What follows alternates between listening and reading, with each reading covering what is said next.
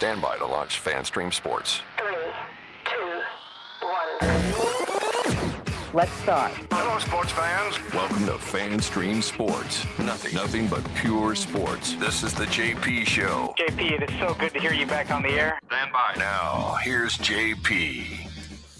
All right. Happy New Year's Eve, kids. Hey, we got football today. We got lots of football today. Big game tonight, Miami and Ohio State. We got the ReliaQuest Bowl, which I will be heading over to. I was going to do the show from there, Tim, this morning. Good morning to you, IndyCarTim. Good morning. But then I walked outside. It's too cold, huh? I said that yesterday. My ass off. It might Like, be too what? cold. It's 40 degrees outside. No, my old ass is going to be right here in this warm, toasty studio where y'all can hear me and won't be windy. So we made that call, but we'll be heading over to Raymond James Stadium to watch Vanderbilt in Iowa go at it. Kind of interesting matchup there. Great offense against a great defense. Who will crack first? We shall see. 40-degree weather is great for football. It is outside, but it's not great for reporting on football outside. No, especially for my soft ass. Yeah. Listen, if I'm going skiing in Colorado, I have my stuff. I'm prepared. I don't care if it's 10 below or 35 degrees. Now, obviously, I would rather it have be 35, 40 degrees, which is what it usually is in April when I go. But I can do, I've done snowmobiling at 14,000 feet at 10 below. Sure. But you're prepared for it. You're ready for it. And you know what you're getting. But then going out and when you're in Florida and it's 40 degrees and the wind's blowing, feels like 32. I ain't doing it. So anyway, here we are. Here we are, kids. So we're going to get into Bucs and Panthers. I was over at the Buccaneers yesterday, so we'll give you a little touch of what happened there yesterday, what the guys are talking about, what it looks like. Spoiler alert, ghost town in the locker room. Go figure. Everybody's in the dining hall. I don't blame you guys.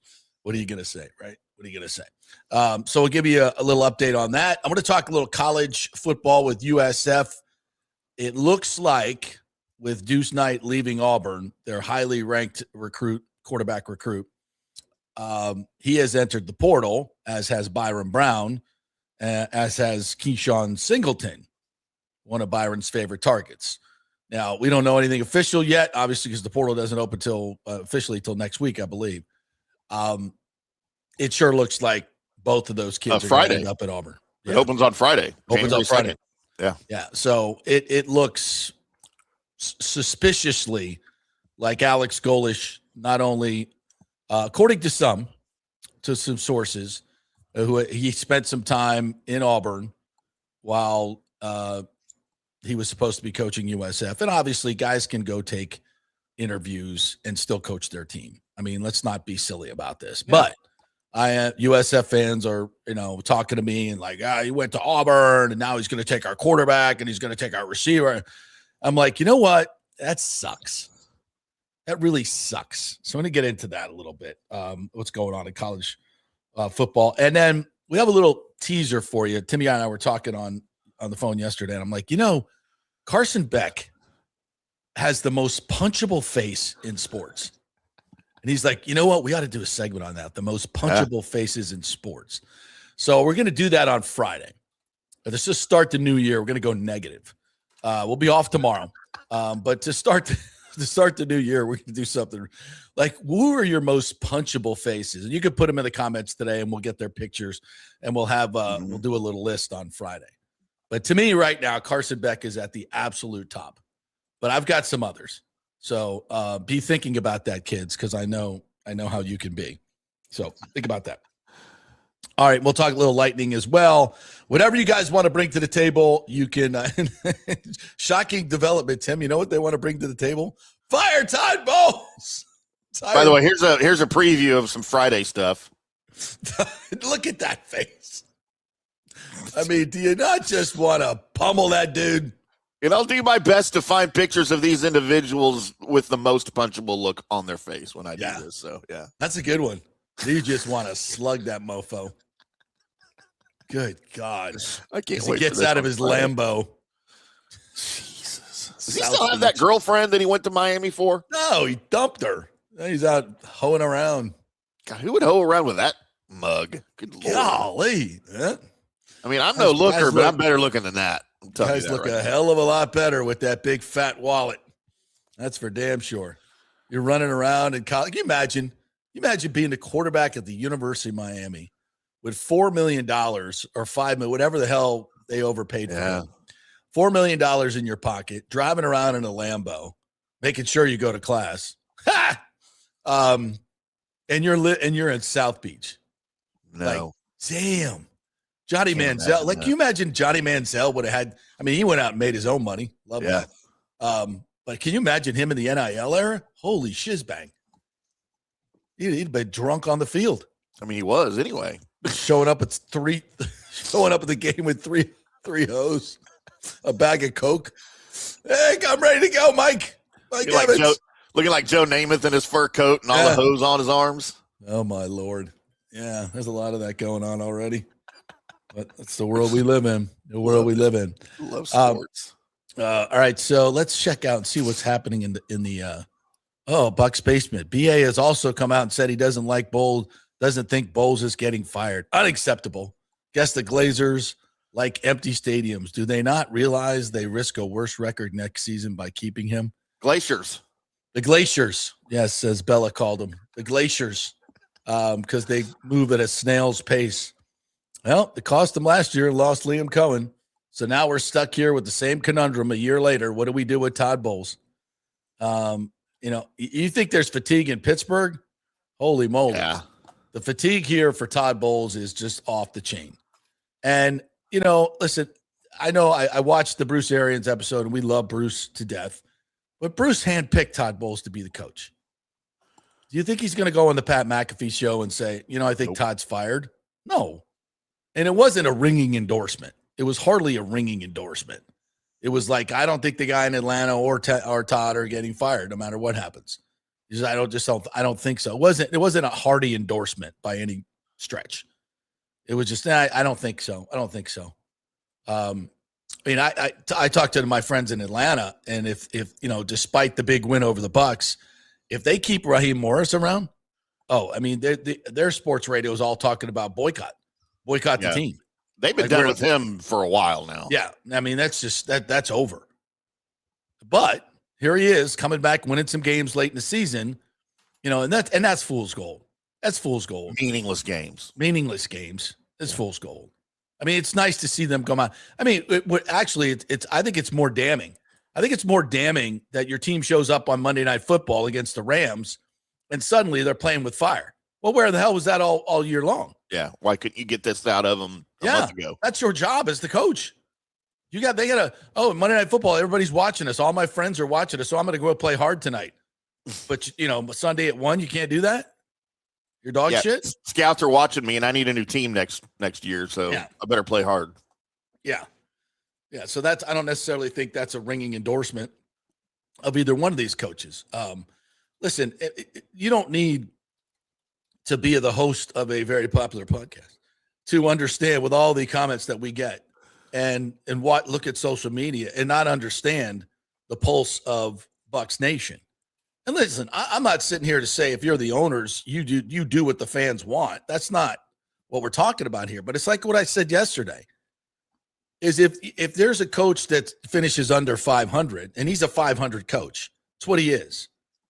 You could talk about division titles all you want. He's a 500 coach. We have enough of a body of work now of his entire He's a less than 500 coach, actually. With the Bucs, he's a 500 coach. With his overall record, I dare say they're, save Jeff Fisher, who I think he ended up being actually 500 total for all the years. I mean, he was a freaking 8-8 every freaking year, and he kept his job forever. Kind of like Rams. Mike. Yeah, so maybe Mike Tomlin. To some degree, JP, his career in the NFL, 178, 171, and 1. Yeah, that is overall 2-8 in the USFL. Yeah, Todd's not even close to that. And it's the point is where do you see? Do you want to be mediocre? Like, do you think there's there's another rung above for Todd Bowles? Do you honestly believe that? Like, ask yourself. I mean, the best you could hope for is another 9-8 season, or maybe 10-7 you squeeze out in a terrible division. Do you really think he's a Super Bowl coach? Because that's what you're trying to do here, right? Win a Super Bowl. You really if you put if the Glazers were sitting right here, I would ask Joel, Brian, any of them, Ed, Darcy, any of them. You really think Todd Bowles can bring you to the Super Bowl? Tell me why. Come on. And I've gotten a lot of feedback on socials talking about Todd Bowles. And, well, he was there on the Super Bowl team in 2020 as the defensive coordinator. He has the pedigree. He knows what he's doing. There is a world of difference between riding the coattails of a potentially great head coach into a Super Bowl run and leading your team into one yourself. Yeah. Those are entirely different scenarios, and not everyone can do it. And by the way, could you find two more diametrically opposed personalities than Todd Bowles and Bruce Arians? Not only in the way they comport themselves, but in the way they manage games. Yeah. No risk it, no biscuit. Man, it's no biscuit, no biscuit with Todd Bowles. It's just, there's nothing. It is a completely different tack to managing and winning football games. Yeah. Todd wants to beat you on defense and ball control, and he has a terrible defense, and he's in charge of it. There's nothing positive about this. I can't get it through my skull that could actually possibly be. So I know that there's tons of people out there that keep saying it, and it may be true. I haven't talked to the Glazers, but I've been covering this team long enough and been in this market long enough to know when I see it's over. You can bring Todd back, but you're going to have a very apathetic fan base. I don't think there's going to be any players. I don't think there's any way Mike Evans comes back to this shit show. No way. Not with this. Players have to make choices too. And you can tell by Mike's comments on that. Yeah. That he's not interested. Yeah. Why would he be? If I'm going to play 2 more years, do I want more of this? Especially it's mediocre. If they keep Todd Bowles. Can you imagine the message that sends to Mike Evans if they keep Todd Bowles? Yeah. And Baker, for that matter. Yeah. We all love Todd, but this is an epic collapse of NFL historical proportions. You watch national media, and the question is, when they have to talk about the Bucs, when they're forced to talk about the Bucs because they're completely irrelevant, it's like, what the hell happened? I've never seen anything like this before. And we haven't. Statistically, we've never seen anything like this. Teams starting 6-2, losing 7 of 8, and then you look at the records of the teams that they're losing to. It's unprecedented. It's unprecedented in the history of football. We've never seen a collapse like this.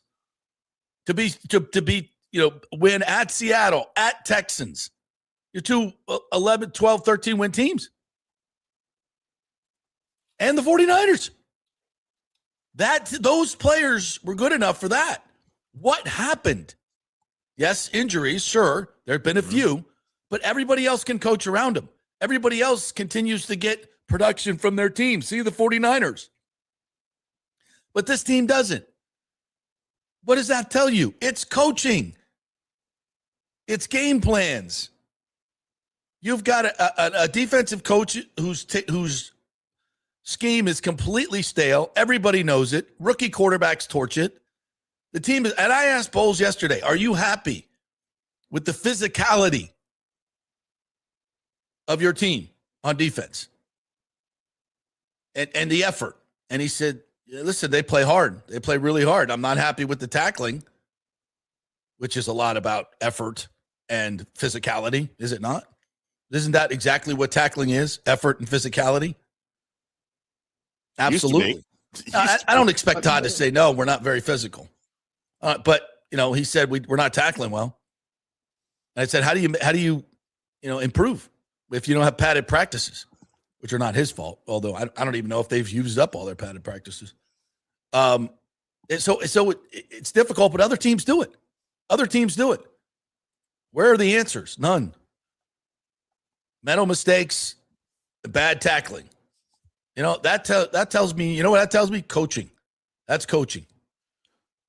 You know, and an effort, because tackling is 90% effort and want to, if not more.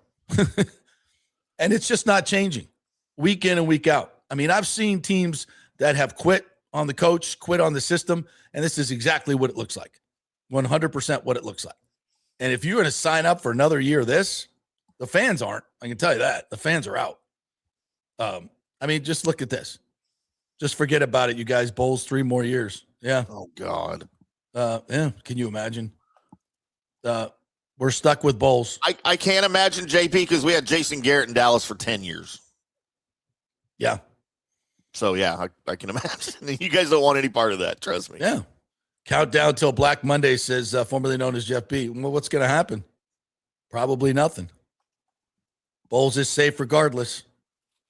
Captain K says, I have a question. How is Tampa a 2.5-point favorite? Hasn't anybody watched their games, especially the last 2 months? I don't know. It came out as 3. It's gone to 2.5. How can they be favored against anyone?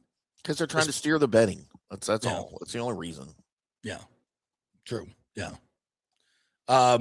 Rick says, Captain K, it's because the defense has been resting all year for this game. Bucs 5, Panthers 2. He's taking the under. Aviation 1436 says, I believe in what Bruce Arians is saying, but I also believe most people are going to boost up their predecessor just like he did. Yeah. He's not going to go out there and say, I think Todd's done.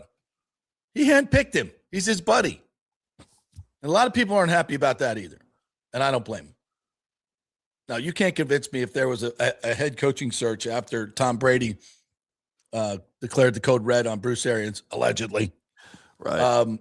No, because Bruce said, no, you got to put me in the Ring of Honor, and Todd's going to be the next coach if you're going to sack me. If you're going to go with Brady, and of course, if you're the Glazers, you have to. This is all my conjecture, by the way. Right. Based on inside information. This is good coming soon in the JP book. Yeah. Which, by the way, we love the Raise the Flags. It was fantastic, but we did kind of gloss over that. We didn't really get into that. And I haven't got that far yet. And I wonder if I can't say. Careful. Aviation says, the more you look at this roster, the more you point fingers at Jason. Poorly constructed, and it finally showed its ugly teeth this second half. You know, this is an interesting conundrum. Before the season, I was telling you this was a Super Bowl roster, and I believe that. And it was based mostly, and I said this yesterday, on the offensive line, which has been completely decimated this entire year. They have not had one game where they had their full starting 5. Most games, I think every game, they've had them be down at least 2 starters in their regular positions. So that to me is when you start what happened, that's what happened. But they won games early on with some of these guys, you know, but they haven't won any with the tandem of Feeney and Michael Jordan, except maybe the Arizona game. I know Bredesen was playing there. So they haven't with this guard tandem. And it has obviously, you know, affected the play of Baker Mayfield. Doesn't trust his protection anymore. He's running even in good pockets. That's not great. He's got to be better at that. But this is what it all stems from. Kalijah Kancey was a huge loss. That was a huge loss. Now, where I think he went wrong was depending on Hassan Reddick. That was a complete whiff. I took that one hook, line, and sinker. When I saw him in practice, when I listened to his interviews and we talked to him, I'm like, this guy's going to have a monster year. And then he showed who he is. He's just out there trying to get paid. But we all thought that he would play really hard and get paid more. I mean, what's he going to make on the open market this time? Nothing. He's just not that guy anymore. No. He's an undersized edge rusher who, played for some really good teams that had great players around him and was much quicker back then and was productive. He ain't that guy anymore. No, he ain't that guy anymore. And that was we have a larger body of work now to prove that too. That was a huge whiff. Yeah. And that was a big part of me looking at this roster going, that guy's going to get 12, 15 sacks. How did we predict? We both predicted double-digit sacks for him. Yeah. Yeah, because you're thinking because you said you got Cansey and Vea in the middle, and they're going to push the pocket. So you lost Cansey, and you replaced them with nothing, just a pair of shoes. Nothing. There's nothing there. And no disrespect to the guys playing that position, they're just not producing. You're not. You can't argue with that. Logan Hall, Gaines, whoever you are, they're just not producing. They're easy marks. So that affects you dramatically. And then I would say Benjamin Morrison totally underperformed. We thought that was a second-round pick. We thought we'd get a lot from him. He's been cost you one game and has not been good. Eventually he might be. Parrish has been good. I like him. Tyke Smith was your best player until last week. I don't know what the hell happened to him last week. Antoine Winfield Jr. coming back. Oh, it's a Pro Bowl safety. He went to the Pro Bowl this year. He was invisible. I don't know how the hell the guy made Pro Bowl. He didn't make any plays this year. Maybe 2 or 3 plays, tops. No, so he was invisible. It's that defense. And Levante, look, we brought Levante back, and it was a wasted year. We thought that was going to be a big move. Yeah, we thought he'd play like he did last year, and he fell off the cliff. We thought Servassier Dennis was going to be really good. He's horrible. So a lot of this is misevaluation by Jason Light. Absolutely. And, a bunch of us as well. I'm not going to be a hypocrite here, but it's not my job to do that. It's his job. So, yeah. It's our job to rag on it. Yeah. Yeah, after the fact. That's why I say I'm going to put mine out there so I'm not a total hypocrite. But the bottom line is we were both wrong, but I don't get paid to do it. He does. Yeah. So, and he has a lot more resources. So, and he has to wear it. He has to wear it. There's no question about it. He has a whole team of people telling him that this was a good move. Yeah.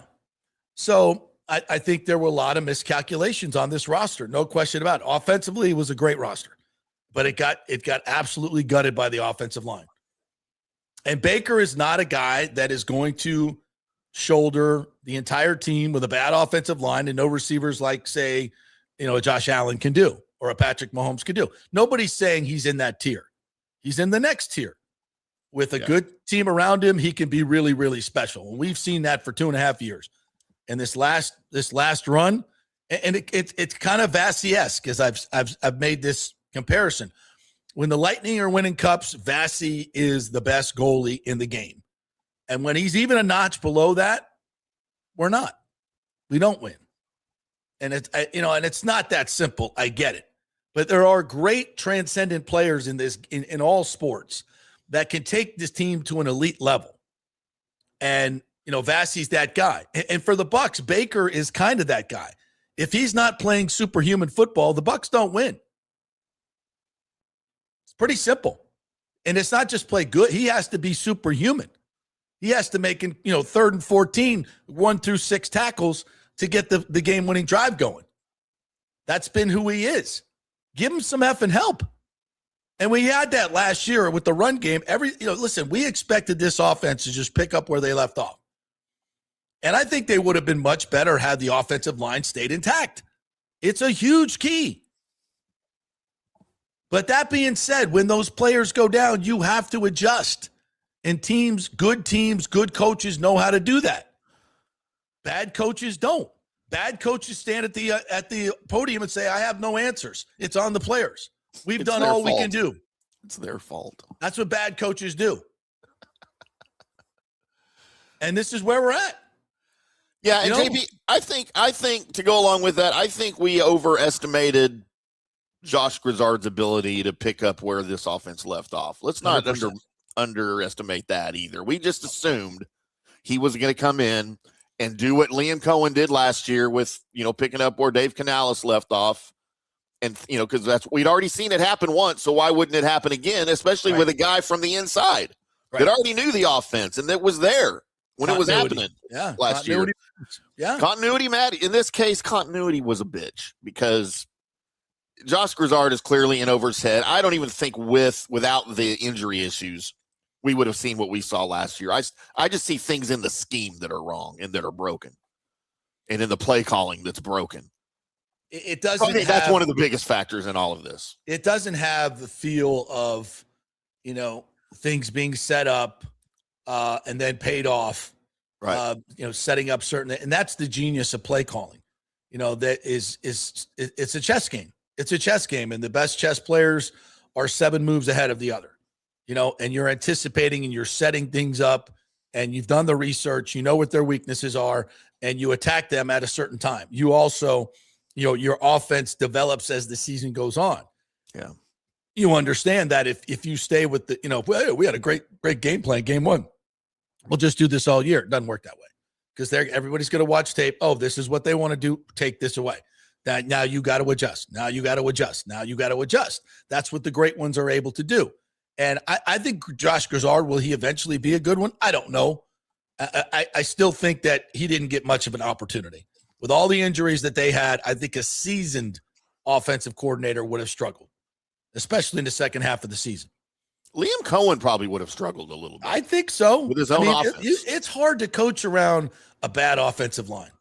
It's very, very difficult. I think it's one of the most difficult things, honestly, because every play you draw up, if it's not blocked, it doesn't work.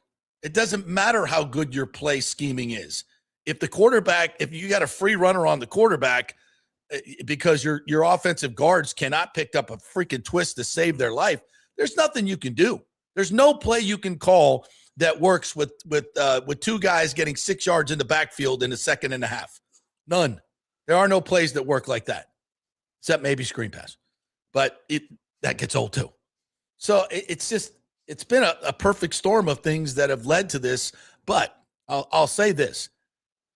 Defensively, they haven't had a lot of injuries, just Cansey for the most part. And that defense has been dog crap all year. It's the worst side of the ball. That's without question. Yeah. And please stop at 20 points. It should be good. 23. No. If you watch the games in context, when teams have to score and need to score, they score. And when it will, whenever they want, they go right down the field. And that's a sign of a really bad defense, in my opinion. Mike H says Bowles threw the quarterback at signal caller under the bus. Never seen a coach throw players and other coaches under like that. Yeah, that was. I haven't either. I thought that was out of character, and because he usually does take the blame, but that was a lot of frustration. Aviation says the more you look at this roster, the more. Oh, sorry, I already did that one. So if you look at the linebacker room and D-line depth and blame Todd, you're not a ball knower. No, listen, the linebackers are not great. But let's also remember this, folks. Todd Bowles has a big say in who the defensive players are. Let's not act like Jason's out there going, okay, here's your guys. Todd has a lot of input in who they draft defensively and who they play. He has the most input, frankly. Yeah. So let's just not throw, everybody on it's from a personnel standpoint. Bowles picks these players too. Jason's not doing this on his own with his scouts. It's a collaborative effort, and they've not been good. Frankly, since Arians left, it's been tough. What do you say? Look at what Fowler said today, guys. Let's work on our spelling. Chris Fowler. I don't know. What did Chris Fowler say today? I'll go look it up. Maybe who's the guy? The tall head, Jeremy Fowler. Jeremy Fowler. The team has shut down since losing Liam Cohen last year. Vita Vea needs to be traded for whatever he has. He's hit the wall and is declining quickly. Well, we'll say this: guys that big after the age of 30 do decline quickly. They really do. It's hard to, there's a lot of miles. That's a lot of 360-pound miles on those knees and ankles and hips. And it goes quick. All right, what else we got here that I want to get to? Aviation. Maybe this is what he was talking about. So Jeremy Fowler posted an article on ESPN this morning about potential job openings for head coaches in the NFL. He said on the Bucs, the Bowles buyout would be a hefty one after the team extended his contract through 2028, and the team doesn't seem overly eager to pay that. Bailing on Bowles would be the Bucs' way of embracing a rebuild. But someone will have to pay if they lose to Carolina. Staff changes are not off the table either way. I don't know if that's what he was talking about, but that's what I found. So it's kind of saying that Bowles is safe. There's a lot of gobbledygook there. It sounds like he's implying that there's a better chance that Bowles is safe, but everything under him changes. Do you want that? No. No. Because here's the thing. If you're going to strip Todd Bowles of all his duties, so then he becomes a walk-around coach. And what are those guys typically? Typically, they're great leaders of men. Yeah. They're great leaders of men. They're icons. They're, the Mike Tomlins of the world, the John Harbaughs of the world, Parcells. Who else would you put in that? Or did Parcells call plays? I don't think he did. I don't think he called defensive play. No, those Jimmy guys. Johnson. Jimmy John. Is you fitting Todd Bowles in with that group? Come on. If you do that, if you bring in a new DC and a new OC, first of all, who's going to do that under a coach that is a dead man walking? Nobody. Nobody's taking those jobs. Nobody. So that's just silly to me. Changing out the staff and leaving Todd Bowles is ridiculous. And I'm here to say Todd Bowles is a very loyal man. And I think if you went to him and said, "Hey, you got to fire your entire defensive staff," he'd be like, "Yeah, I'm retired," or "You got to fire me too. Pay me.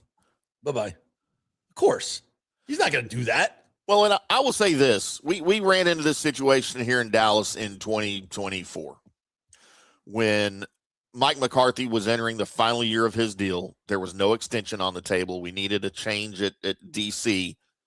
You go out and you get Mike Zimmer, who was a longtime head coach, was a DC here and backs coach and everything here in Dallas for a long, long time, going back to the Jimmy Johnson era, thinking dead man walking head coach, I'm going to get offered the job next year when he gets fired. That didn't work out. It's not how it happened. Jerry wanted no part of Mike Zimmer as a head coach. So those scenarios in football happen, and really the only way you're going to get a defensive coordinator for a supposed dead man walking head coach who's, by the way, wants his job. That's the only reason he's there is because he knows or thinks he probably won't be here next year, is somebody who wants to take his job. And that's not a great working environment. That's not a great working relationship to me. It's just dysfunctional all the way around. The only right move is just everything. Yeah. Everybody has to go. Clean and that's house. Not necessarily a rebuild. I know that's what Fowler said. You don't have to rebuild. I mean, tools. I'm not going to be, listen, I think a new coach that came in here I think you're going to hire an offensive minded coach and a guy that can call plays. And I think Todd Monken's name has been thrown out there. He's had some success as a head coach. Obviously, he's had success as an offensive coordinator. The Bucs know him. The Glazers know him. I think he'd be an interesting choice. I need to do a little bit more work on him. I didn't love the fact that some of his playoff game plans of Lamar Jackson throwing 50 times were that great. I'm not sure how that whole thing went down. He run the ball, 4 times in that AFC Championship game? So, I mean, there's nobody's a perfect candidate. I'm out on Clint Kubiak. I don't think he's ready to be a head coach. No. I think he needs a lot more seasoning to stand in front of a bunch of alpha dogs. I don't think he has, when I watch some of his interviews, it doesn't, and that matters, folks. That matters. You've got to walk into the room with a swag. Your presence is felt. Yeah. Bruce Arians, Tony Dungy, John Gruden. I mean, those guys walk in. There's a star factor. There's a gravitas factor. There's a riz, as my lovely daughter Shay likes to say. He's got the riz, that charisma. You got to have it. Todd Monken was the OC in Tampa, right? Yeah, but that was under Jameis when Jameis was there. Yeah, I think it was under Lovey. Yeah, that was a little Lovey and Jameis in the beginning. If I'm not mistaken. Yeah. Do you remember anything about their offenses back then? I mean, were they? I mean, Jameis always put up points. Yeah, for both teams. So they were explosive, and yeah. It's an oldie but goodie.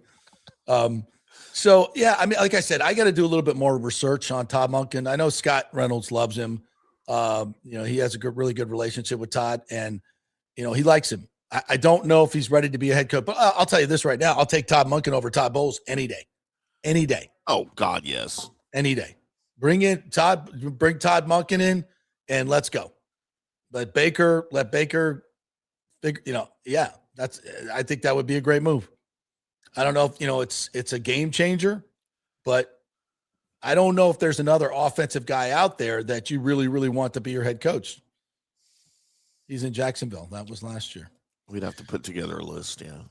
John Hill says 13,000 Evan bobbleheads given to fans Saturday, but no David bobbleheads. Both may play their last games as a Buck. Yeah, that's kind of a not a very good nod to Levante David.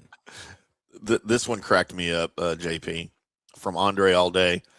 The special 50th Buccaneers anniversary is a season to forget. That just makes me think the 50th season of the Bucs has gone much the way of the first season of the Bucs. The second half of it. When you think about it, ever since they released to raise the flags, the flags have come down. The flags have gone to half staff. Oh no. Yeah, you will go down. You will go back to that fourth quarter of Falcons game when you took a 2-score lead, 28-14. And what did you do? What did you do, Todd? You turtled again. Rush 4, cover 2, right down the field, twice. Boom. Get a 2-score lead. Go soft. Instead of staying with the defense that's working, let's go soft. Hey, Bell's in here this morning. Says, Happy New Year's Eve. Just stopped by to say I agree on everything y'all are saying. New Year's wishes for Tampa Bay as a new coach.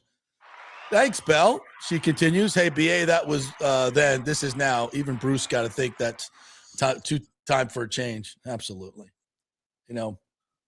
It's and we'll do this as a postmortem to the season at some point. I'm frozen. Can you hear me still? Yeah, you were your camera was flickering a little bit. Why don't we take a break and then you can unplug your camera, plug it back in, and rehook up things, because I think that will probably solve that. All right, let's do that. Quick break. We're brought to you by the great folks at the Jeeves Law Group, JEEVES We'd like to wish you a happy new year and a prosperous 2026. They are local, they are trusted, and they get results. So if you're involved in an accident, go to their website, JeevesLawGroup.com, send them an email, get them a telephone call. They will give you a free case evaluation at the Jeeves Law Group. Not attorney spokesman, offices Tampa and St. Pete. And the great folks at Genesis of Tampa. Last day to get the deal. You buy a car today. Guess what?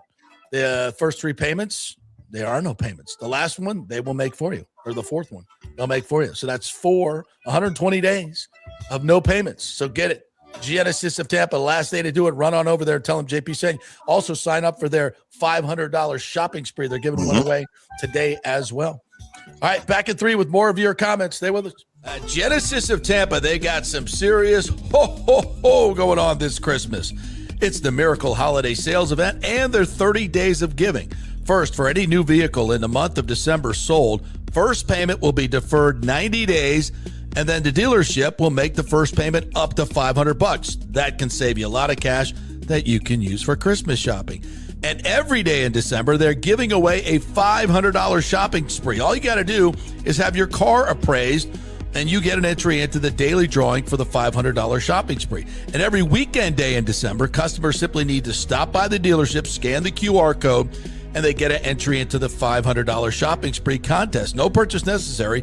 Test drive a vehicle, and we will 10x your entry into the shopping spree. Christmas and New Year's Eve, each holiday, if a customer books a test drive for the specified day, they will receive a themed t-shirt, limited edition, as well as an additional $250 off the purchase price. Bottom line is, get your butt and your sleigh down to Genesis of Tampa, 801 East Bears Avenue, just off 275. It's going to be a big Christmas at Genesis of Tampa. Italiano Insurance would like to congratulate the Bucs on their 50th anniversary season. And you know what? We've been here for every season and then some, over 60 years in business. We've seen some smart coaches with great game plans, but if you don't have flood insurance or business insurance, that's a terrible game plan. That could ruin you financially. You don't want to take that L. So call 813-877-7799 and let their friendly agents quarterback your insurance and save you big money. Italiano also sponsors our FSU report every week, so go Noles. 813-877-7799 or go to italianoinsurance.com. JP here for Riveters, the official sports bar and grill of the JP Peterson Show. We're located just south of Ray J and Steinbrenner Field, so it's a great pre- and post-game spot, and the happy hour is amazing. Monday through Friday, 3 to 7. Check out these specials. $3 Bud Light drafts, $4 domestic bottles, $5 wells, $6 premium wells, $6 cocktails like margaritas. That's unheard of. And the Riveters food is freshly made daily. No freezers. Happy hour food specials include $3.50 tacos and barbecue sliders. $6 you get edamame or chips with the beer cheese, which is amazing. $8 buffalo chicken dip, my favorite. The truffle fries, chili cheese fries, also $8 at happy hour. As well as other specials throughout the week, including Taco Tuesdays, you get $3 tacos, and Wing Wednesdays, 7 o'clock to 1 a.m. in the morning, you get our amazing wings, 5 for $5 and $5 wells and wines. That's a good Wednesday night. So if you're tired of the preppy, overpriced, generic sports bars, come see the amazing, friendly bartenders and staff at Riveters, where customer service really matters. Riveters, just south of where the Rays and Bucs play. We'll see you there. Although it may seem tempting to go without health care insurance, the financial risk far outweighs the gain you may experience. For example, did you know if you simply broke your leg, it could cost you nearly $7,500? Put on top of that a hospital stay, you could be looking at $10,000 to $15,000. Ensuring that you don't go uncovered is so important, as according to CNBC, high medical bills are the highest contributing factor to why Americans end up taking money out of their retirement savings, or worse, find themselves filing bankruptcy. So go to don'tgouncovered.com or call 800-669-1505. Now, depending on your income, you can get plans for zero premium. Our experts will guide you through the process effortlessly. They will shop many plans and find the one that's right for you. I called and I have full health coverage through Florida Blue for zero monthly premium. It's a free call. So why go uncovered? It's a huge risk. Go to don'tgouncovered.com or call 800-669-1505. That's 800-669-1505. Hey, JP here for my concierge medical professional, Chris Lugo, PA. You've heard him on the show for a couple of years, where he shares invaluable medical, nutritional, and supplement advice. With Chris, it's like having a medical provider as your best friend. What I love about this concierge service is the convenience and support he offers. I can text or call him 24/7 with any questions or concerns, and he'll promptly call in a prescription if needed. No office visits or copays required. It gives me peace of mind knowing I have someone genuinely invested in my health, not just focused on insurance profits. And the best part, the Bay Area Modern Medical Center's personal concierge service is more affordable than you might think. Don't let insurance companies dictate your health care. Take control of your health and wellness today. Visit BAMMC.com for more information and to schedule your initial free consultation. Empower yourself and take charge of your personal health with BAMMC.com. Let's go. Right now, back to the show on FanStream Sports. All right, welcome back to the JP Peterson Show, brought to you by the great folks at the Gold and Diamond Source. Hey, if you get a bunch of those gift cards and now you want to go buy yourself a watch or maybe a nice piece of jewelry, a new chain or something like that, well, head on over to the Gold and Diamond Source. Their after holiday sale is absolutely legendary when they lock Steve up and Julie goes crazy, marking everything down. It's a post-Christmas tradition. So head on over to the Gold and Diamond Source. That great local company does so much in the community and has a great selection of shiny things for you to get. It's the Gold and Diamond Source. New Year's Eve, a great time to get engaged. So run over there, get the ring right now. Run, don't walk. At midnight, drop to your knees and ask her to marry you. Yeah. Oh, that's so romantic. And she throws a glass of champagne in your face and says, get the hell out of here. You've got roughly what, depending on where you are in the country, listening 11, 12, 13 hours to rectify whatever it is you messed up about 2025. Better go do it now. That's a lot. I don't know if I have the time for that. They don't have enough diamonds for that, do they? No, they certainly don't. Not even there. Oh boy. Oh no, it hasn't been that bad. All right. A quick note on USF. I mentioned this earlier.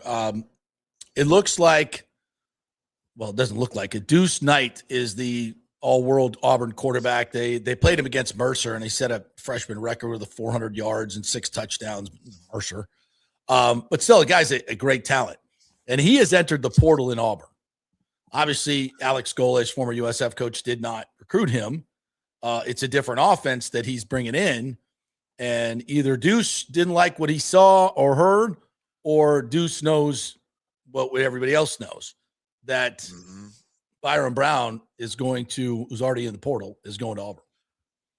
And Keyshawn Singleton is now rumored to be headed to Auburn as well, who was one of his favorite targets, had over 800 yards, 50 catches last year for USF.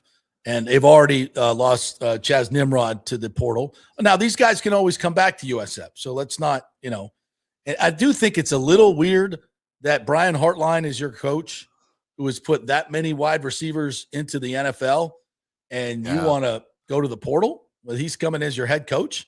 Like, I thought that would be one of the benefits. Might tell you something there, though. Yeah. I mean, it also tells me that Brian Hartline probably hasn't had a whole lot of time to sit down with these kids, because I can't imagine if I was a receiver with the ability of Keyshawn Singleton or Chaz Nimrod, and Brian Hartline is named as my coach, that the first thing I'm doing is headed to the portal. That doesn't match up. I mean, all these kids want to go to the NFL. Who to better train you for that than Brian Hartline? Well, and here's a new aspect of this game that we don't talk about maybe enough when it comes to the transfer portal and this time of year. Maybe these guys are just chasing a check. Yeah. It could be that. Has nothing to do with the incoming coach. Yeah. They just want to enter the portal, put their name out there, and see who makes them an offer, right? And how big that offer is. It's called leverage. Yeah. Because if you're just going to USF and saying, or Florida State or whatever, hey, I want more money. They go, nah. And then you say, okay, I'm going in the portal. All right, wait a minute. It is what it is. And there's also this that happens, and it happens everywhere. Okay, so you got a new coach coming in, right? There's a lot of rumors out of the receivers that he's bringing with him. Yeah. Right? Some are unfounded, I think, but you never know. Is he bringing some of the Ohio State receivers with him? Would you leave Ohio State to play at USF? I don't care how much you like your coach. That just doesn't really sound right to me. Is USF going to be in the quarterfinals next year for the national championship? Probably not. And how many years in a row has Ohio State won 11 games? Yeah. Like 10 years in a row? Yeah, they're almost an absolute lock to be in the playoff almost every year. And their NIL budget's probably at least quadruple what USF is. So, I mean, but those are things that are said. So, guys can come back once they go into the portal, but it sure looks like this is headed towards Byrum Brown and Keyshawn Singleton, and maybe even Chaz Nimrod going to Auburn, which is kind of crazy when you think about it, is how, the Auburn and all the SEC looks down their noses at teams like that USF who go into Florida and win. And it's just, it just means more, but we're going to come raid your coaching and your players and your best. But this is what sucks about college football right now is you go out, you find a good quarterback. Now Golish did not recruit Byrum Brown. That was Jeff Scott. You go and recruit or find a good quarterback and develop them and have great years out of them. And in years past, that quarterback is not leaving, because he's going to have to sit out a year. But in the modern college football, it's free agency every year. Yep.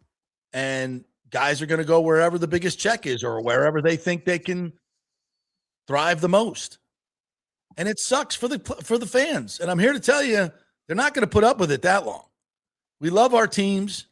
We love our schools. We're emotionally involved. We're emotionally invested. But even college football fans, which I think are the most loyal in the world, and research backs that up, by the way. Even college football fans are going to say enough is enough. We did it with basketball, right? College basketball, we all loved our college basketball team. Nobody gives a rat's ass about it anymore, unfortunately. because the rosters for years and years and years, the rosters have been changed every single year. You can never follow a team. A team never grows together. And so you lose interest. When you don't know who the players are, you lose interest. And I think that's a lot of that is happening in college football. And then you have programs like USF. Like if you're a fan of USF right now, you're like, why am I going to be emotionally invested in this shit? Even if we have a good coach and good players, they're all just going to leave. That sucks. That sucks. That's not a sport, by the way.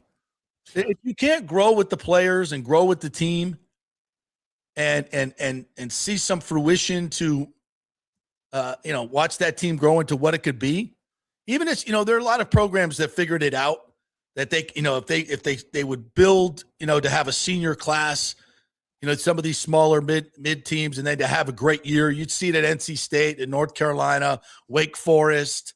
A lot of these other middling teams, these coaches were like, all right, I'm going to build a team for like a 2-year run, and then we're going to rebuild for 3 years, and then we're going to do another one.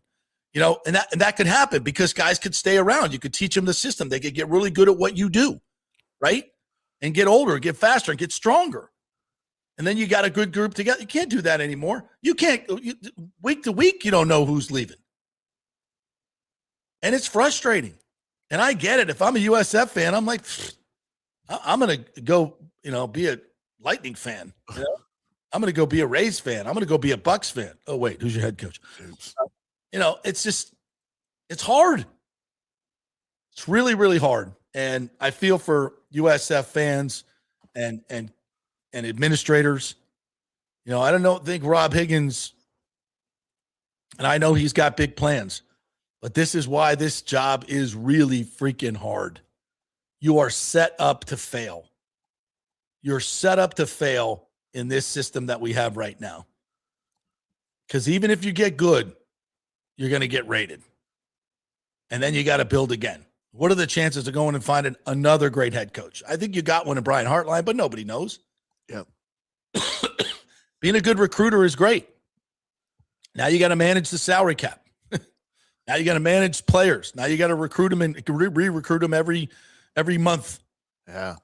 Now you got to choose who plays and who doesn't play. You're not just teaching, the wide receivers the finer points of route running. It's a whole different deal. Is he up for it? We'll find out. I think he's a great choice. I think he's an unbelievable get, but we don't know. And the bottom line is this. If he does really well, he's gone. And We'll get poached. Another one. Yeah. Just like Golish did. Yeah. You got to go find another one. And his name's already on the list of the bigger programs anyway because of where he came from. Right. So he's already being watched very closely for his time at South Florida. And someone will pounce on that very early. Mm-hmm. Maybe even before it's deserved, if there's an opportunity. Mm-hmm. If he has any amount of success. Right. So and as we look ahead to tonight's game, Carson Beck, the punchable face of the NIL this year, right? The most punchable face of NIL. And how do you even get behind that? He's just another mercenary coming in to be the University of Miami quarterback. It's just, that's great. If you're a Miami fan, that's great. When he's gone, we'll go buy another one. I guess there's something new under the Christmas tree every year. But it's just, I don't know. I'm looking forward to watching the game, and I'm looking forward to all the games tomorrow. And I'm going to the ReliQuest Bowl because I love college football. Heck yeah. I love college football, and I love the atmospheres of college football. And we're going to see a great college football player in Diego Pavia and a great program in Iowa. And it'll be a great collegiate atmosphere. And they always do a great job at the ReliQuest Bowl. I love college football, but these bowl games have become a shell of what they used to be. Did you get a chance to watch TCU and USC last night? I did not. It kind of made me feel bad for bashing these so-called meaningless bowl games, JP. I don't even know what bowl game that was. Oh, was it the Armed Forces Bowl? I don't even remember what it was. To my point, Right. I don't remember what the sponsor of the bowl or whatever, but Yeah. dude, these kids were out there. It was one of the best football games, period, I have watched, pro or college, all season long. And when TCU won that game, they looked like they had just won the national championship. It was and I meant to pull video and show it, because when we say these games don't mean anything, they don't matter. Dude, don't tell those kids on the TCU roster that game didn't matter, because good God, dude, I swear you thought they'd all just won the national title, because it was overflowing with joy, obviously. And that, to me, is what college football is about. And you should have more than one team out of every year be able to experience something like that. So, again, when we say all these games, they don't matter to us. That doesn't mean they don't matter to the kids that are playing in it. And then that really what it's supposed to be for the kids. Yeah. Their life experience. Well, it used to be, because the players didn't get any money, that going to the bowl was a big deal because they'd get swag. Your swag bag, yeah. They'd get the swag bag, and that was huge because it'd be like, $2,000 in swag or more. And it was a trip. It was fun. They were there all week. It wasn't just going for a weekend. They got to stay in a hotel, really nice resort hotel. It was the Alamo Bowl, my bad. Yeah, sorry, Alamo Bowl. Yeah, right there in their backyard. Yeah, right down the street. Yeah, and listen, that was a big deal. But the kids get paid now, so they don't care. To them, it's like, you know what? I'd rather go to Cancun. Yeah, but I can't, and I don't blame them. I don't blame them for that. Do you want to go play in a meaningless game? You might get hurt. You're going to practice for 15 days. I mean, listen, if I was a freshman or a sophomore, yeah, I'd be like, I want to go play. I want to get better. I want to go to practice. I want to do all that. Yeah, I want to go. But if I'm, on the cusp of even coming back for my senior year or, going to the draft, obviously, then no. That's why we should play these bowl games at the beginning of the season.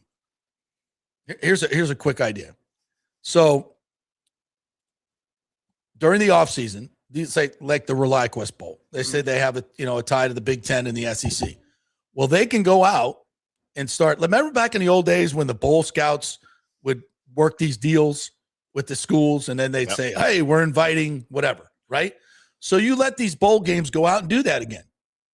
And they go out and they scout, and they go, say the ReliaQuest Bowl said, we're going to talk to Georgia, and we're going to talk to Ohio State, and we're going to offer them a package, and we'll see if they take it.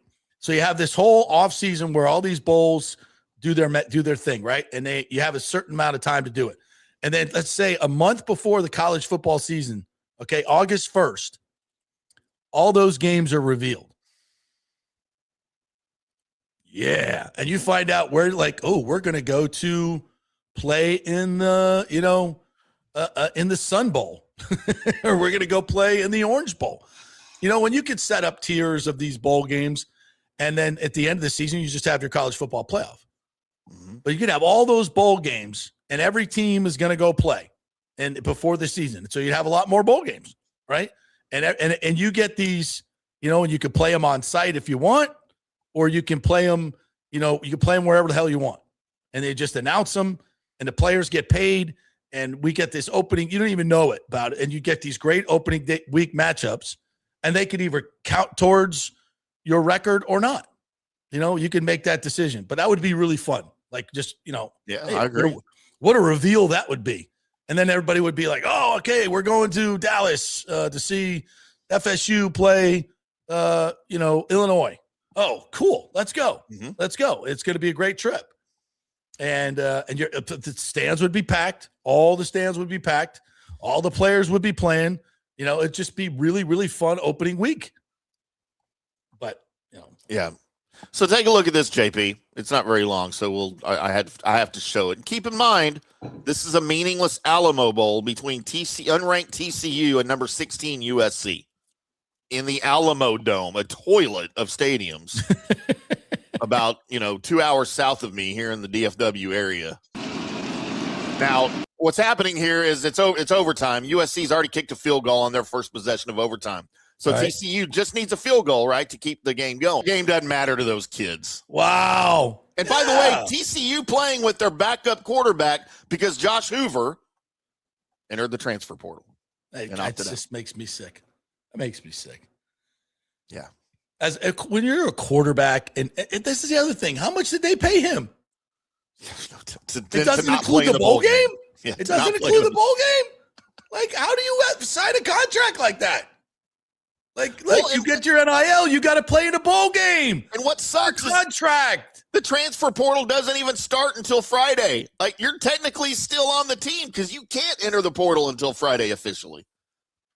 I lost a lot of respect for Josh, and he's a local kid here from Dallas. I lost a lot of respect for him, man. And that's a business decision, I'm sure. You know what if you suffer a catastrophic injury?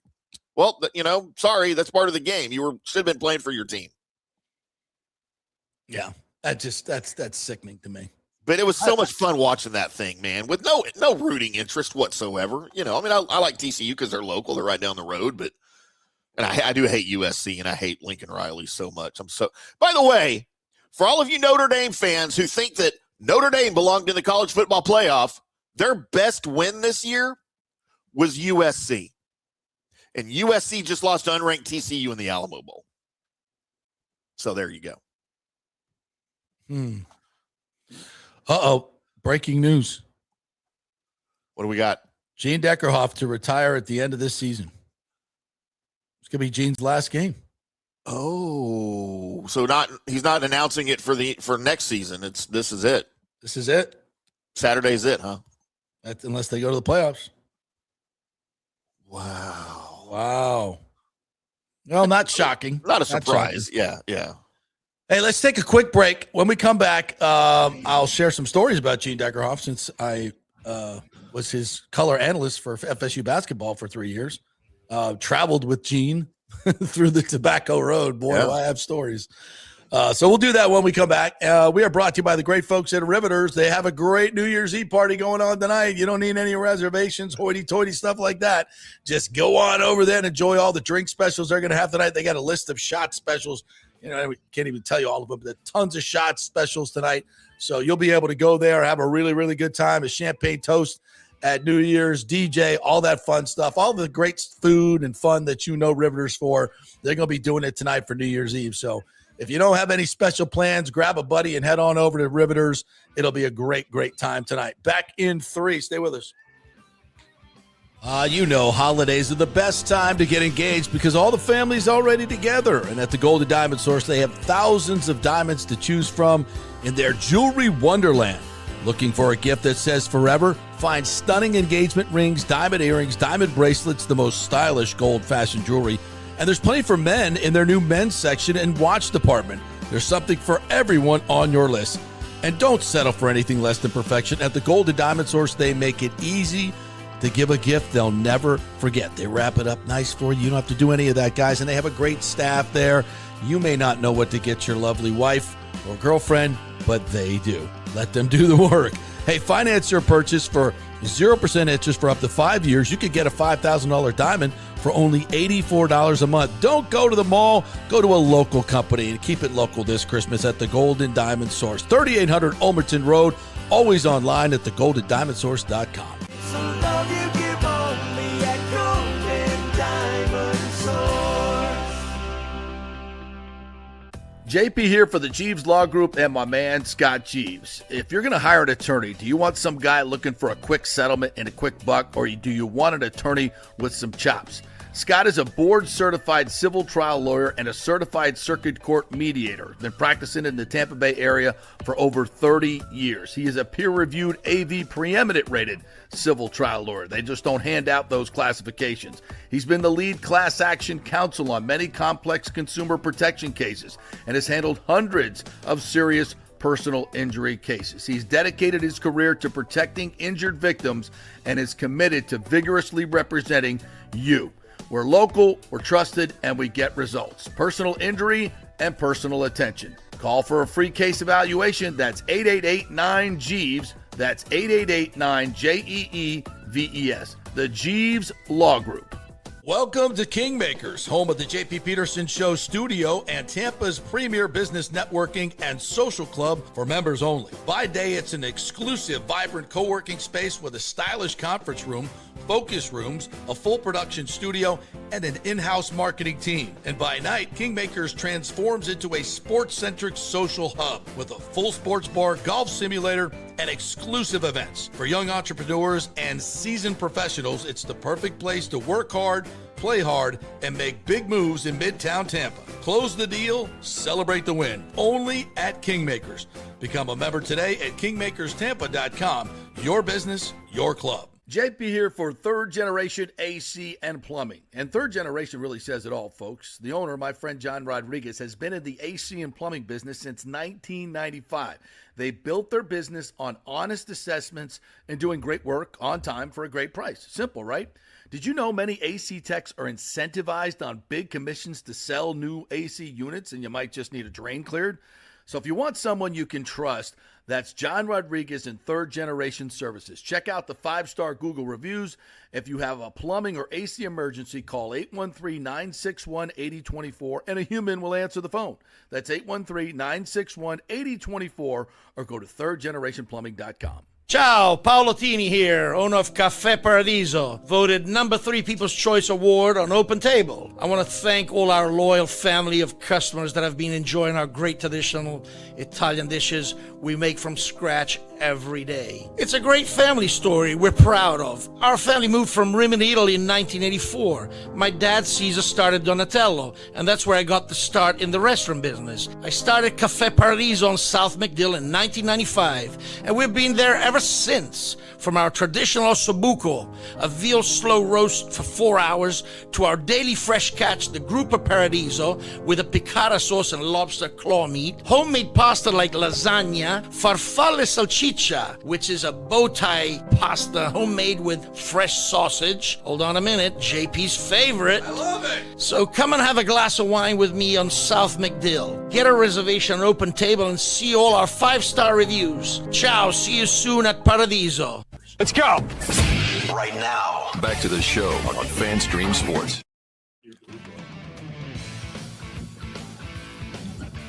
Rookie mistake. Took a bite during the last break. Eating on the air.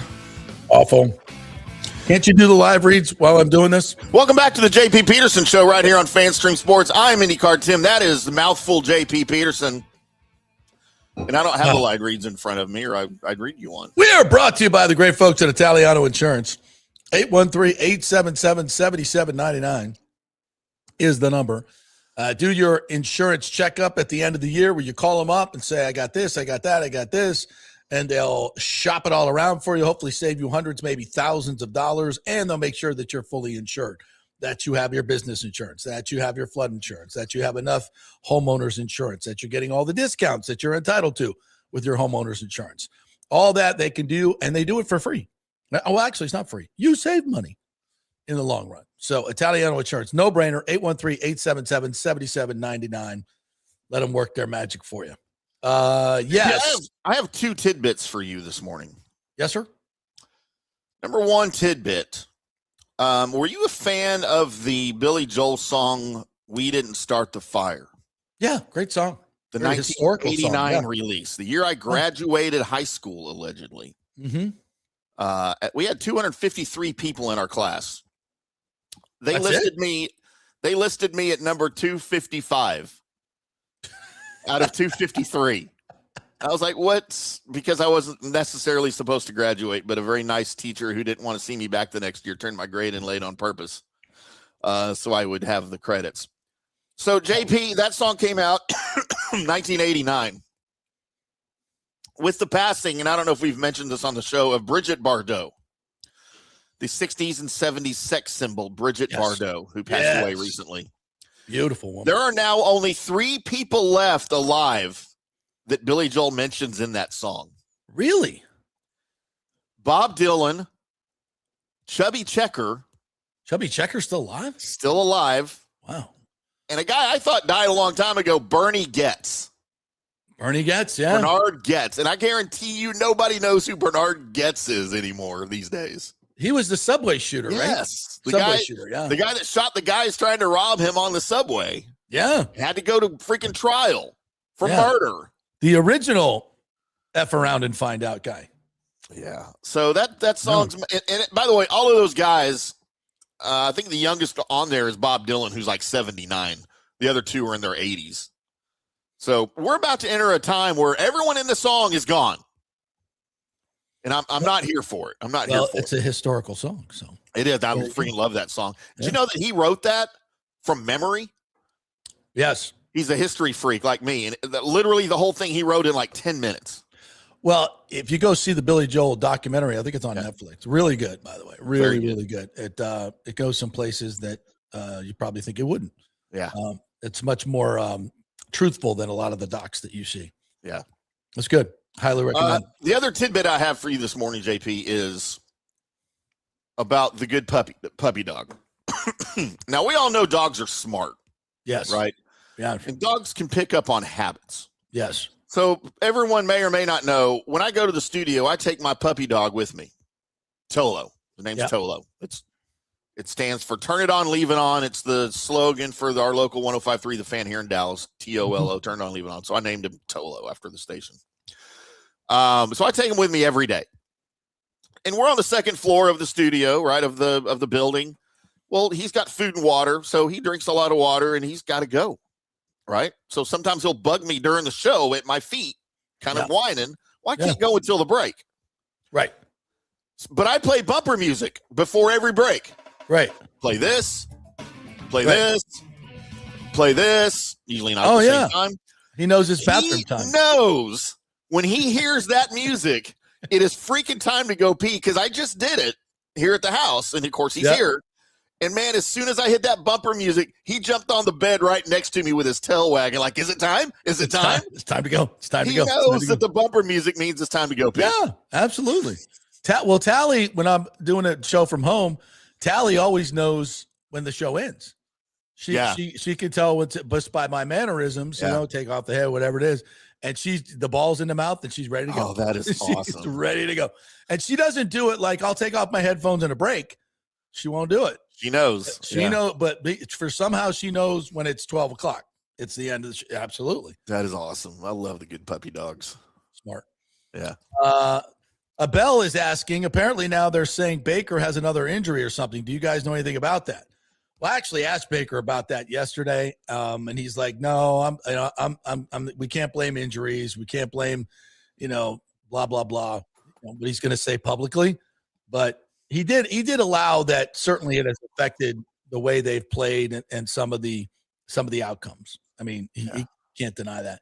And even though he's now on this is interesting. So today they have him on the injury report with a knee and a shoulder. He's had those injuries all along. Yeah. But they've never put him on the injured list, as far as I know. I don't think he's been on the injured list. Maybe for the shoulder, but maybe not the knee. And he's had the oblique, the shoulder, and the knee all year long. Well, let's see. I don't see him on the week 17 injury report. No. For anything. I don't see him on the week 16 injury report for anything. So, this is new, even that he's even on there. And he's had that shoulder injury since, for 3-4 weeks. We saw him get it happen in the game. Week 15, they had him ahead of the Falcons game. They had him, but he was full practice with a left shoulder. Yeah. Huh. Yeah, some say it was before it was the left and now it's the right. Well, we know about the left shoulder injury, and are they? I got the report right here. I don't even think they point out which shoulder. Yeah, they say right shoulder. Right shoulder. It says right shoulder. Yeah. Which is that would be new. And he was limited, but he's going to play. He's going to play this week. And I guess some of you are like, oh, I don't, I'm out. Well, like this one, aviation. I'm out on Baker is injured. He's been injured all year, bro. Yep. I mean, come on. Yes. And Lamar's been injured too. He's not playing. He hasn't played. I don't know. People that are down on Baker, I just have to say, who are you going to get for $30 million? That's better. Who are you going to get? This guy he's a great leader. And when he's healthy, just like every other quarterback, and he battles through injuries and he plays hard, he's not the reason Is he playing great? No. But you don't think that part of his bad play has to do with the offensive line, the receivers, and everybody else? Come on. That's silly. That's silly. There have been some bad throws. There's no question about it. All those guys you mentioned, they make bad throws too. They throw picks too. It's a tough game. So yeah. So by the way, before we close, we're going to close a little early today because we're getting over to the Relaquis Bowl. Gene Deckerhoff. I had the pleasure, and we'll do a lot more of this on Friday, and maybe even have him on the show Friday. I'll see if he can come on. I had the distinct pleasure, and honestly, top 5 things that I've done in my career, to be able to travel Tobacco Road with Gene Deckerhoff and call Florida State basketball games, which I did in 93, 94, 95. The thrill of my life to be able to be in, climbing up the fire escape stairs in Cameron Indoor Stadium to get to the crow's nest where we did the basketball games. Insane. And then, having to help him up there, get up there, just traveling with the best in the business, and how he prepared for games. I learned so much from him with his manila folders, and how he, he kept the time and score on a legal pad, and he'd write down every score so he could keep track of all the runs that were happening in a basketball game. Yeah. And the best thing about it is you didn't get paid by the word, because I probably got about 10 words in each and every game. But you didn't care, like he would call the play-by-play, and then he would take a breath and give me about 4 to 5 seconds to encapsulate and analyze the last play. And that was all I needed, right? And you had to be sharp, and you had to be quick, and you had to know exactly what you were going to say and how you going to say it, and get the hell out, because he wasn't waiting for me to stop. Yeah. He'd just plow right in. And that was the rhythm of the broadcast. And that's the way it should be. But it was an absolute thrill, and just the best in the business. He is the iconic voice of the Buccaneers. And for years and years, he bought an old motorhome, and he would go do the Bobby Bowden show after the FSU games, the night games. So then he'd do the Bobby Bowden show at Channel 6, which was way the hell out in North Tallahassee. And then his lovely wife, Ann, would take the wheel. He would go sleep in the back of the sleeper, and they would drive to Tampa and park in the parking lot. And he'd wake up at 9 o'clock in the morning and go to work at the stadium. It's like his own Madden Cruiser. Yeah, exactly. He was the Madden Cruiser maybe before the Madden Cruiser. Yeah. So that's how he would handle all the travel, and he didn't miss many games, unbelievably, many Buccaneers games. But when he did, the old TJ Reeves was there, and I'm hoping that TJ Reeves is the guy that will succeed him. I think that's obvious. So let's hope that happens. He, well deserved. That mean JP Peterson takes over TJ Reeves' sideline job? I think that's a must. It's an absolute must. Unless they want to get younger at that position. Hey. I was putting that as nicely as I possibly could. Yes, you did. That was very nice. But absolutely the best of the best, and an even better guy than you'll ever know. The things he did introduced me to Burt Reynolds and let me hang out with him and Vic Prinzi back in the day. I was doing the football games with him as well. And I travel and do the pregame and halftime and postgame shows for football, and get to sit in with Burt and Vic Prinzi and Gene back in the night. That was just the greatest thing ever.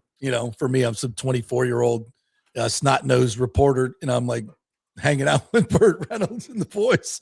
It was pretty cool. And Gene always made me feel so comfortable, working with a legend like that. And I was just a young kid.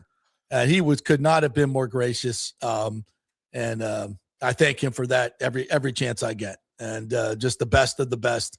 And Gene, we're going to miss you. We hope you stick around, and I'm sure he will, because he loves the game. But we had to say goodbye to him at Florida State a few years ago, and now we're going to have to do that for the Buccaneers. So hopefully this is not his last game. He'll be able to call one more playoff game. But if it is, poor man has to watch this. What a way to go out. Poor man has to watch this crap show on Saturday. And it's very possible that early in the season, he made this decision, right? I think and the way the Bucs were going, he's like, man, what a way to go out. They're going to make a deep playoff run this year, and it's, I can go out in style. Yeah. And now it's he's relegated himself to this. Michael LaRue says Gene Deckerhoff is done watching bowls too. Andre Alday said Gene saw a lot of bad coaches: Perkins, Richardson, White, Morris, Giano, Smith, Cutter. Oh God, indeed he did. Indeed he did. Any other Gene stuff in here? Was Gene the original voice of the Bucs? I believe he. No, I think Jack Harris was. Let me double check this. Did Jack Harris call the first year? Stand by. Checking. I should know this. To retired at the end of closing out the longest and most distinguished broadcast tenures in France had history. He voiced 37 seasons. Yeah, so 37 of the 50 seasons. 89 is when Deckerhoff joined. Yeah, that's what I thought. Yeah, because I remember I was in Tallahassee when they announced he was going to do the Bucs as well. Right. So yeah, and we came down here and did a story on him doing the Bucs as well. Touchdown, Tampa Bay! Jay Deckerhoff here when toe meets leather. One of my favorite memories about Gene when I was doing the football games is, I'd be in there doing the pregame show, and Gene would come in about 15 minutes before the network broadcast would go on, and he'd sit down with this yellow legal pad and he'd write in cursive and he'd write his pregame and and he would just write it out. So, while he's talking to me, and smoking a cigarette back in the day when he could smoke in there. He was like, he'd be like, and then the red light would go. He'd be talking to me like, hey, John, call me John back then. He's like, hey, John, and then they'd point to him and he'd go, hello, Seminole fans. He'd just go right into it. And he'd just nail it every single time, word for word, just absolutely nail it. And you just got, and I get goosebumps now just thinking about watching him do it. Yeah. And I would just marvel at that. And he was so freaking good. His writing was so good and it was so point. And he said, I can't wait till toe meets leather. That's awesome. Absolutely awesome. Oh, hold on. Scotty Fitz is in here. He's giving me some information here. It was such a research. Who was the Buccaneers radio list of Buccaneers play-by-play guys from 70? It doesn't say. Oh, Ray Scott. Ray Scott is the primary play-by-play guy before him. I thought Jack Harris was doing something. Maybe he was sideline guy. Howdy, everybody. Jack Harris here. But no, it was an absolute highlight of my life and career to be able to work with Gene Deckerhoff in those times. And we almost made it to the Final Four.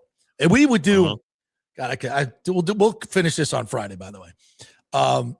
Back then in the ACC tournament, when FSU joined, all the radio networks would do all the games. Yeah. So we would show up at noon and do NC State Wake Forest. Even if FSU was playing North Carolina at 9. Yeah. All the radios would show up and do it and call every game. And that was cool. Cool. Of course you had to do the research on all the teams, but that was cool. But that was back when the ACC tournament was like one of the biggest sporting events in America. It was a big, big deal. So congratulations, Gene, on 50 great years of touchdown Tampa Bay. Just the best. Absolutely the best. So, all right, we're going to say goodbye for right now or so long for now. We will be back on Friday morning to encapsulate all the games that will be played tonight and tomorrow. Can't believe I'm going to say this. Go Buckeyes. Because I can't say go Canes. I mean, you could. God, I don't know who to pull for there. Injury? I'm kidding. Of course. I just want a good game, a good dramatic game. So we hope everybody has fun tonight, tomorrow. Happy New Year's, everybody. We'll be back on Friday with a great show for you. We're going to look back on 2025, our favorite stories, and have the most punchable faces in sports.